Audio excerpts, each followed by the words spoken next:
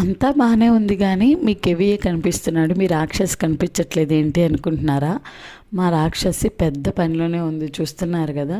మీరు ఇటుకరాలు మాత్రమే తయారు చేస్తారు, నేను దానికి కావలసిన మట్టి కూడా తీసుకొస్తాను అని చెప్పి ఈవిడ గారు తెగ ట్రై చేస్తుంది. నీ వల్ల కాదులే అని చెప్పి మా మామయ్య వాళ్ళ మనవరాలు ఏమో పెద్ద రాక్షసి అనమాట, ఏమో బయలుదేరింది. వీళ్ళిద్దరూ కూడా ఈ పనిలో ఉన్నారనమాట, ఆడపిల్లలిద్దరు. ఇంతకీ ఈ మట్టి అంతా ఎక్కడి నుంచి తీసుకొస్తారు అని చెప్పి మీకు చూపించలేదు కదా. డైరెక్ట్ బంకమట్టిని అలా ఇటుకరాలు అయితే చేయరనమాట. దానికి ముందు ఇలా ఒక పెద్ద గోతి తీసి దాంట్లో ఆ మట్టి అంతా వేసి ఇంకా ఏవో కలుపుతారు. ఏమేం కలుపుతారు అన్నది నాకు అంత ఐడియా అయితే లేదు. అవన్నీ కలిపిన తర్వాత ఇలా పైన పొట్టు జల్లి కొంచెంగా ఇంకా అక్కడికైతే తీసుకెళ్తూ ఉంటారనమాట. మరొక రోజు గడిస్తే అది గట్టిపడిపోతుందా అలాగే తడిగా ఉంటుందా అనే విషయం అయితే నాకు అంతగా తెలియదు.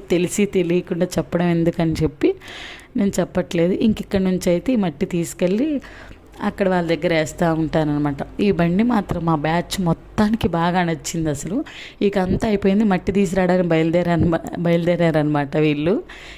ఇలా సందడిగా ఈరోజు కూడా గడిచిపోయింది.